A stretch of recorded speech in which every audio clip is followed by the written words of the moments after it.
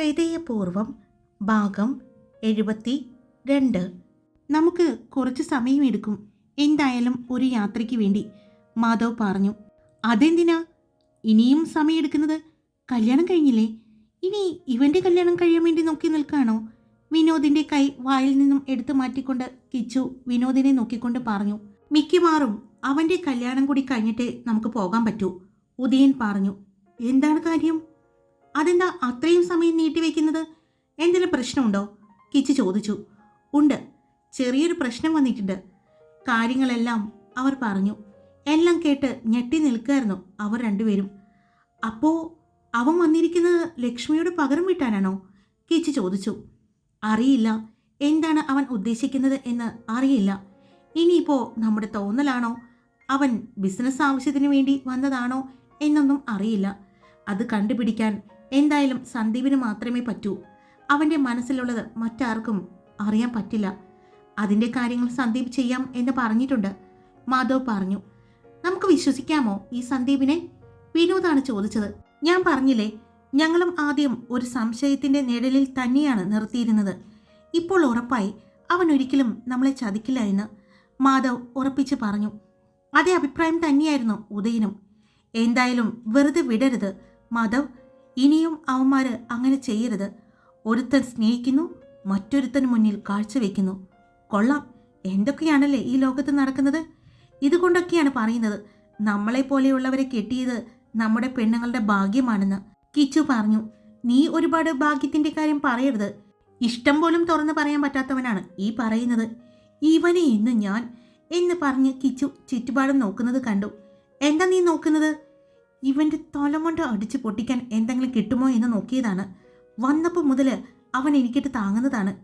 എടാ, ഞാൻ എൻ്റെ ഇഷ്ടം പറഞ്ഞില്ലെങ്കിൽ എന്താ, ഉറപ്പായിട്ടും അവളെ മറ്റൊരുത്തനും ഞാൻ വിട്ടു കൊടുക്കില്ലായിരുന്നു, കിച്ചു പറഞ്ഞു. അപ്പോൾ സാറ് എന്തായിരുന്നു അന്ന് ഉദ്ദേശിച്ചത്? കല്യാണത്തിൻ്റെ തലേ ദിവസമായിട്ട് പോലും സാറ് പറഞ്ഞിട്ടില്ലായിരുന്നല്ലോ. വെള്ളമടിച്ച് പട്ടി മോങ്ങുന്നത് പോലെ കിടന്ന് മോങ്ങുന്നുണ്ടായിരുന്നല്ലോ, ഉദയൻ പറഞ്ഞു. അതേടാ, ഞാൻ മോങ്ങി. എൻ്റെ സങ്കടം മുഴുവനും ഞാൻ കരഞ്ഞു തീർത്തു. പക്ഷേ അത് കഴിഞ്ഞപ്പോൾ ഞാൻ തീരുമാനിച്ചിരുന്നു, രാവിലെ പിടിച്ച പിടിയാലേ അവളെ ഞാൻ കൊണ്ടുവരുമായിരുന്നു. നടന്നത് തന്നെ, ഉദയൻ പറഞ്ഞു. മാധവ, നീ ഇവനുമായിട്ടുള്ള കൂട്ടുവിട്ടോ, അതാ നിനക്ക് നല്ലത്, കിച്ചു പറഞ്ഞു. നീ പറയുമ്പോൾ ഇവൻ വിടാൻ നിൽക്കുകയല്ലേ? അങ്ങനെയാണെങ്കിൽ ആദ്യം ഞാൻ ആ പെങ്കുച്ചനോട് പറയും ഇവനുമായിട്ടുള്ള കൂട്ടുവിടാൻ. ലാവണ്യയോട് ഉദയൻ പറഞ്ഞതും ഇവൻ ശരിയാകില്ല എന്ന് പറഞ്ഞ് താഴെ കിടന്ന ഒരു വടിയെടുത്തതും ഉദയനോടി അകത്തേക്ക് കയറി വാതിലിൻ്റെ അടുത്ത് നിന്ന്, എടാ പോടാ, പോയി കുളിച്ച് ഭക്ഷണം കഴിച്ച് ആ പെങ്കൊച്ചിനെ കെട്ടിപ്പിടിച്ച് കിടന്ന് ഉറങ്ങാൻ നോക്ക്. ഫസ്റ്റ് നൈറ്റ് ആഘോഷിക്കാൻ പോലും സ്വന്തം ബെഡ്റൂമിൽ സ്ഥലമില്ലാത്തത് പോലെയാണ് അവൻ റിസോർട്ടിലെ ആഘോഷിക്കൂ എന്ന് വാശി പിടിക്കുന്നു. നിന്നെയൊക്കെ തല്ലുകയല്ല വേണ്ടത്, കൊല്ലുകയാണ്. ആ കൊച്ചിന് കഷ്ടകാലം തുടങ്ങിയെന്നാ എനിക്ക് തോന്നുന്നത്. അത്രയും പറഞ്ഞപ്പോഴേക്കും അങ്ങോട്ട് ഓടി കിച്ചു വരുന്നത് കണ്ടതും ഉദയൻ വാതിലടച്ചു. നീ പുറത്തേക്ക് വരും, നിന്നെ എൻ്റെ കയ്യിൽ കിട്ടും, കിച്ചു പറഞ്ഞു. മതിയടാ, വാ നമുക്ക് പോകാം എന്ന് പറഞ്ഞുകൊണ്ട് വിനോദ് കിച്ചുവിനെയും ആയിട്ട് മാധവിൻ്റെ അടുത്തേക്ക് ചെന്നു. മാധവ്, നീ എന്തായാലും ആ പെങ്കൊച്ചിനെ ഒന്ന് പോയി കാണ്. പറഞ്ഞതുപോലെ നമ്മുടെ എല്ലാ സപ്പോർട്ടും ഉണ്ട് എന്ന് പറ. അവളുടെ ആങ്ങളമാർക്ക് ഇല്ലാത്ത ഒരു സാധനം നമ്മൾക്കുണ്ടെന്ന് അവളോട് പറയണം. അതുകൊണ്ട് ജീവൻ കൊടുത്തിട്ടാണെങ്കിലും കൂടെ നിൽക്കും എന്നും പറയണം, അവനെ കൊല്ലാനാണെങ്കിലും. വിനോദ് പറഞ്ഞതും, അതല്ല, നീ ഇപ്പോൾ എന്താ ഉദ്ദേശിച്ചത്? ആ കൊച്ചിൻ്റെ ആങ്ങളമാർക്കില്ലാത്ത എന്ത് സാധനമാണ് നമ്മുടെ കയ്യിലുള്ളത്? ബസ്സാണോ? കിച്ചു ചോദിച്ചു. ഇപ്പോൾ എനിക്കൊരു കാര്യം മനസ്സിലായി, നിന്റെ തലക്കകത്ത് ഒന്നുമില്ല എന്ന്. അത് നീ ഇങ്ങനെ ഇടയ്ക്കിടെ തെളിയിക്കല്ലേ എൻ്റെ കിച്ചു, വിനോദ് പറഞ്ഞു. പിന്നെ നീ എന്താ ഉദ്ദേശിച്ചത് എന്ന് പറ. എടാ, നട്ടെല്ല്. ഓ, അത് സത്യമാണ്, അവളുടെ ആങ്ങളമാർക്ക് നട്ടെല്ലില്ല എന്ന് മനസ്സിലായി. അതുകൊണ്ടാണല്ലോ ആ കൊച്ചിനെ അവർക്ക് കെട്ടിച്ചു കൊടുത്തത്. നമ്മളാണെങ്കിൽ എന്തു ചെയ്യും? നമ്മുടെ പെൺകുട്ടികളുടെ കൂടെ കട്ടയ്ക്ക് നമ്മൾ നിൽക്കും അല്ലേ?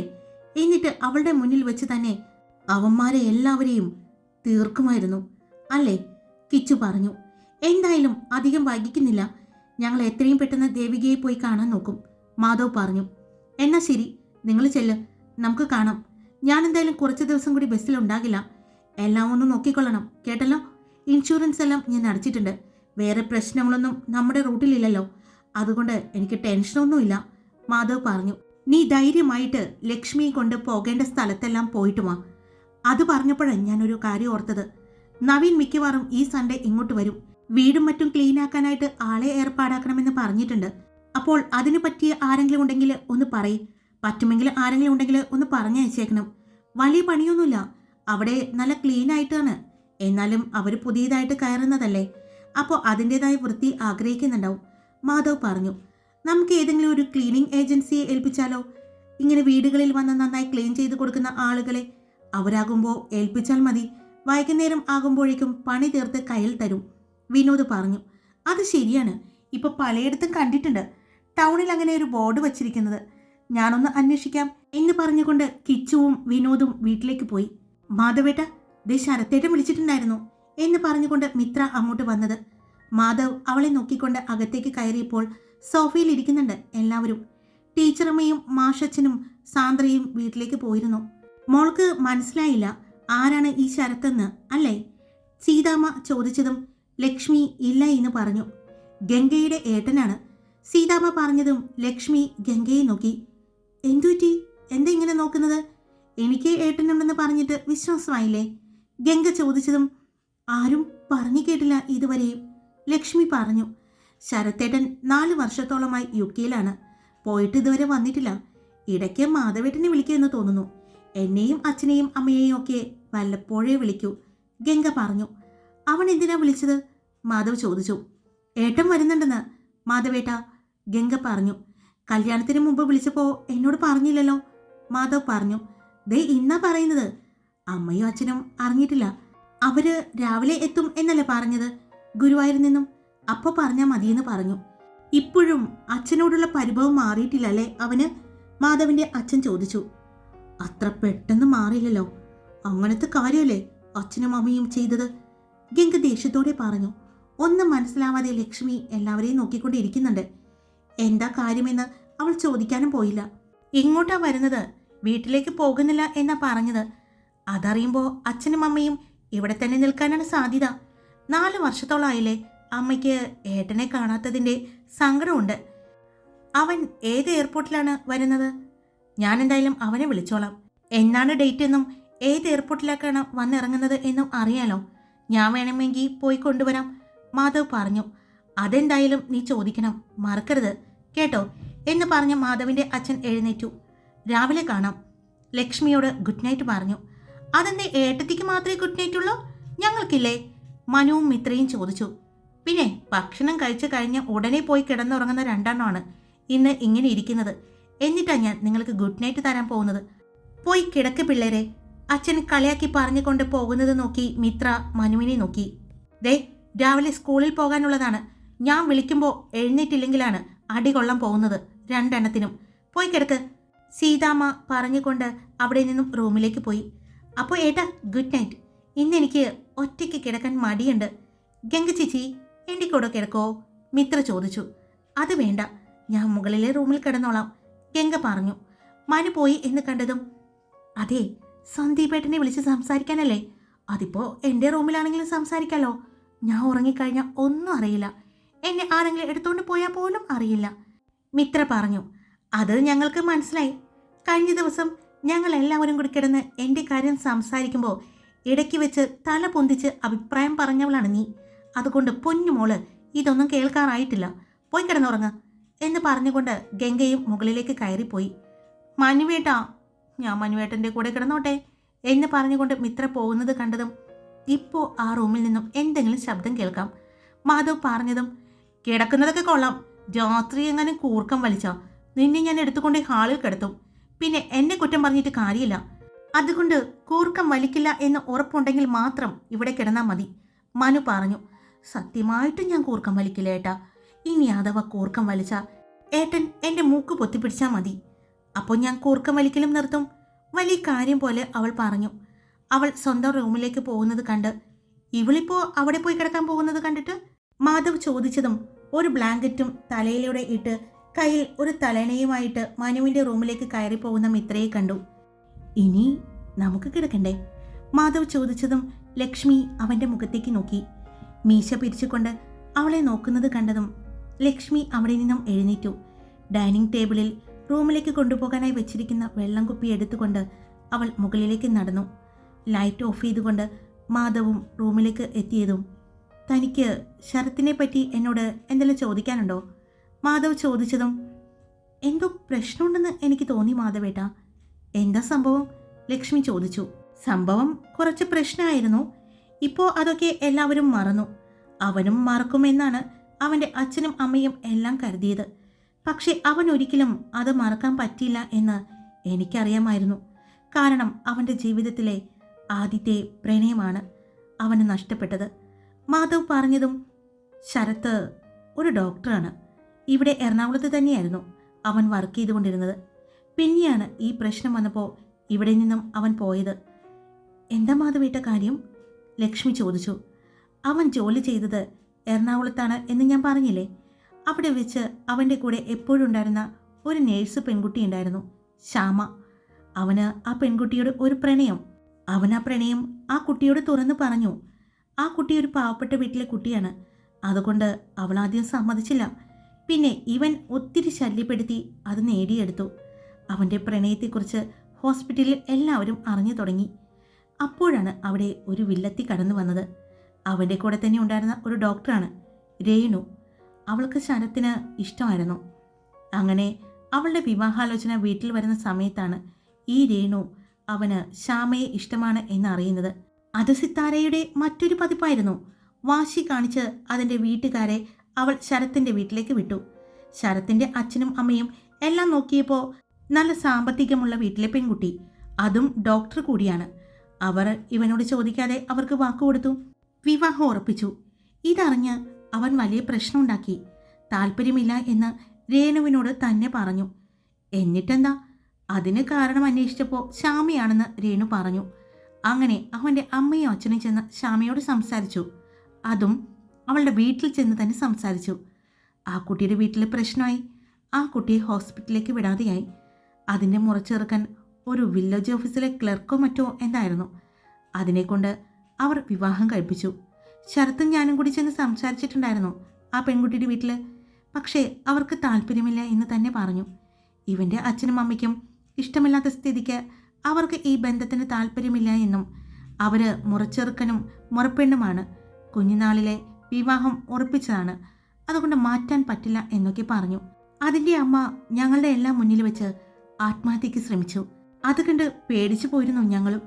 ആ കൊച്ച് അത് കണ്ട് പേടിച്ച് കരഞ്ഞ് അമ്മയുടെയും അച്ഛൻ്റെയും ഇഷ്ടത്തിനുള്ള വിവാഹത്തിന് സമ്മതിച്ചു. മനസ്സ് തകർന്നാണ് ശരത്ത് ഇങ്ങോട്ട് വന്നത്. പിന്നെ അവൻ അവൻ്റെ വീട്ടിലേക്ക് പോയിട്ടില്ല. ഇവിടെ വന്ന് കുറേയൊക്കെ ഞങ്ങൾ മാറ്റിയെടുക്കാൻ ശ്രമിച്ചെങ്കിലും അവന് പറ്റുന്നുണ്ടായിരുന്നില്ല. അങ്ങനെ 1 മാസം കഴിഞ്ഞപ്പോൾ അവൻ യുകെയിലേക്ക് പോയി. പിന്നെ വരുന്നത് ഇപ്പോഴാണ്. മാധവ് പറഞ്ഞു. എന്തോ ആലോചിച്ചിരിക്കുന്ന ലക്ഷ്മിയെ കണ്ടതും, അതെ, എന്താണ് എൻ്റെ ലക്ഷ്മി ടീച്ചർ ആലോചിക്കുന്നത്? മാധവ് ചോദിച്ചു. ഇഷ്ടപ്പെട്ട ആളെ കിട്ടുക എന്ന് പറഞ്ഞത് ഒരു ഭാഗ്യമാണ് അല്ലേ മാധവേട്ടാ? ലക്ഷ്മി ചോദിച്ചതും, അതെ, ഒരുപാട് ഒരുപാട് ഭാഗ്യമാണത്. പക്ഷേ മറ്റൊരു കാര്യം കൂടിയുണ്ട് ലക്ഷ്മി. ഇപ്പോൾ പ്രണയത്തിലും സ്നേഹത്തിലും എല്ലാം മായം ചേർത്ത് തുടങ്ങിയിരിക്കുന്നു. സത്യസന്ധത നഷ്ടപ്പെട്ടുകൊണ്ടിരിക്കുന്നു, മാധവ് പറഞ്ഞു. അതും ശരിയാണ്, ലക്ഷ്മി പറഞ്ഞു. അതെ, നമുക്ക് പിന്നെ ഇതിനെപ്പറ്റി സംസാരിക്കാം.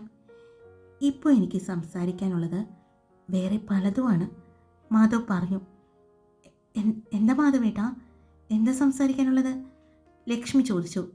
സംസാരിക്കാനുള്ളത് കുറച്ച് മുമ്പ് ഞാൻ പറഞ്ഞു നിർത്തിയതാണ്. അവിടെ നിന്നും തുടങ്ങണം, അല്ലെങ്കിൽ ആദ്യം മുതൽ തുടങ്ങണോ? അവൻ ചോദിച്ചപ്പോഴാണ് അവൾക്ക് കാര്യം മനസ്സിലായത്. അവളുടെ മുഖമെല്ലാം ചുവന്ന് തൊടുത്തു. അപ്പോൾ എങ്ങനെയാണ്? തുടങ്ങുകയല്ലേ? മാധവ് ചോദിച്ചു. കൊതിയോടെ അവളുടെ ചുണ്ടിലേക്ക് നോക്കുന്ന മാധവിനെ മുഖമുയർത്തിയതും അവൾ കണ്ടു. പെട്ടെന്ന് തന്നെ ബെഡിലിരിക്കുന്ന അവളെ അവൻ പിടിച്ചെഴുന്നേൽപ്പിച്ചു. അവളെ പിടിച്ച് അവൻ ഭിത്തിയിലേക്ക് ചേർത്ത് നിർത്തി. അവൻ്റെ പെട്ടെന്നുള്ള പ്രവൃത്തിയിൽ അവളൊന്ന് ഞെട്ടി. ശരീരം മുഴുവനും നന്നായിട്ട് വിറയ്ക്കുന്നുണ്ടായിരുന്നു അവൾക്ക്. അവൾ മുഖമുയർത്തി അവനെ നോക്കി. തൻ്റെ മുഖത്തേക്ക് തന്നെ നോക്കി നിൽക്കുന്ന അവനിലെ നോട്ടം താങ്ങാനാവാതെ അവൾ മുഖം കുനിച്ചതും അതിന് സമയം കൊടുക്കാതെ അവൻ അവളുടെ താടിയിൽ പിടിച്ച മുഖമുയർത്തി. അവളുടെ ചുണ്ടുകളെ മുഴുവനായും അവൻ കവർന്നെടുത്തു. അവനിലേക്ക് അവളെ ചേർത്ത് പിടിച്ചു. ആ, ഒരു മൂളലോടെ ആ ചുംബനം അവൾ ഏറ്റെടുത്തു. ഏറെ നേരത്തെ നുണയലിനും നാവുകളുടെ മത്സരത്തിനും ശേഷം അവളിൽ നിന്നും അവൻ പിന്മാറി. ചുവന്ന തുടുത്ത് തനിക്ക് വിധേയായി നിൽക്കുന്ന അവളെ അവൻ 2 കൈകൾ കൊണ്ടും കോരിയെടുത്തുകൊണ്ട് ഇത്രയും ദിവസം മനസ്സിൽ അടക്കി വെച്ച പ്രണയം മുഴുവനായും അവളിലേക്ക് പകരാനായി അവൻ കൊതിച്ചു. അവളെ ബെഡിൽ കൊണ്ടുവന്ന് കിടത്തി. കണ്ണുമുച്ചി മാതി തന്നെ ഉറ്റുനോക്കുന്ന അവനെ കണ്ടതും അവൾ നാണത്തോടെ മുഖം ചരിച്ചു. ലച്ചു, മാധവ് വിളിച്ചതും അവൾ പെട്ടെന്ന് അവനെ നോക്കി. ഇതുവരെ അങ്ങനൊരു വിളി അവൾക്ക് പരിചിതമായിരുന്നില്ല. ലച്ചു, നിനക്ക് സമ്മതാണോ നമ്മുടെ ഒന്നുചേരലിന്? അവൻ ചോദിച്ചതും അവൾ അവന് ഒരു പുഞ്ചിരി സമ്മാനിച്ചു. ആ പുഞ്ചിരിയിലുണ്ടായിരുന്നു അവനുള്ള സമ്മതം. അവൻ അവൾക്ക് മുകളിലായി കൈകൊത്തി നിന്നുകൊണ്ട് അവളുടെ 2 കവിളിലും മാറി മാറി ചുംബിച്ചു. പിന്നീട് അവളുടെ മുഖമാകെ ചുംബിച്ചു. നാളെ തരാട്ടോ ലക്ഷ്മിയുടെയും മാധവിൻ്റെയും പ്രണയ നിമിഷങ്ങളായിട്ട്. നാളെ കാണാം നമുക്ക്. ഹായ്, എല്ലാവരും സുഖമായിട്ടിരിക്കുന്നോ? ഞാൻ സുഖമായിട്ടിരിക്കുന്നു. ഞാൻ ഈ സ്റ്റോറിയിൽ പുതിയൊരു കഥാപാത്രത്തെ കൊണ്ടുവന്നിട്ടുണ്ട്. പലരും പറയുന്നുണ്ട് ആവശ്യമല്ലാതെ വലിച്ചു നീട്ടുന്നു എന്ന്. സന്ദീപ് എന്ന് പറഞ്ഞ കഥാപാത്രത്തെ എനിക്കവിടെ ആവശ്യമായിരുന്നു. ഇനി അങ്ങോട്ട് സന്ദീപ് ഈ സ്റ്റോറിയിൽ പ്രധാനപ്പെട്ട ഒരു കഥാപാത്രം തന്നെയാണ്. അതുപോലെ തന്നെയുള്ള ഒരു കഥാപാത്രമാണ് ശരത്ത്. ഇന്ന് പുതിയതായി വന്നതാണ്. ശരത്തും മാധവിൻ്റെയും ലക്ഷ്മിയുടെയും ഈ സ്റ്റോറിയിൽ പ്രധാന പങ്ക് വഹിക്കുന്നുണ്ട്. അതുകൊണ്ട് ഇത് വെറും ഒരു വലിച്ചു നീട്ടലായി ആരും കാണരുത്. അപ്പോൾ സ്റ്റോറി മുഴുവനായിട്ടും കേൾക്കുക. അപ്പോൾ നിങ്ങൾക്ക് കാര്യങ്ങൾ മനസ്സിലാവും എന്ന് ഞാൻ വിശ്വസിക്കുന്നു. ഞാൻ എന്താണ് ഉദ്ദേശിക്കുന്നത് എന്ന് നിങ്ങളിലേക്ക് എത്തിക്കാനായിട്ട് കുറച്ച് നീട്ടലുകൾ ആവശ്യമായി വേണ്ടി വരുന്നത് എനിക്ക് മനസ്സിലാകുന്നുണ്ട്. എന്തായാലും ക്ഷമയോടെ ഈ സ്റ്റോറി കേൾക്കുന്ന ഒരുപാട് പേരുണ്ട്, ഇഷ്ടത്തോടെ കേൾക്കുന്ന ഒരുപാട് പേരുണ്ട്. എല്ലാവർക്കും എൻ്റെ ഹൃദയം നിറഞ്ഞ നന്ദി. അപ്പോൾ വീണ്ടും സ്റ്റോറി കേൾക്കുക. ഇഷ്ടപ്പെട്ട ലൈക്ക് ചെയ്യാനും നിങ്ങളുടെ അഭിപ്രായങ്ങൾ കമൻറ്റ് ചെയ്യാനും ഹൈപ്പ് ചെയ്യാനും സബ്സ്ക്രൈബ് ചെയ്ത് കേൾക്കുന്നവരുണ്ടെങ്കിൽ സബ്സ്ക്രൈബ് ചെയ്ത് സപ്പോർട്ട് ചെയ്യാനും മറക്കല്ലേ. Love you all. It's me Karthika.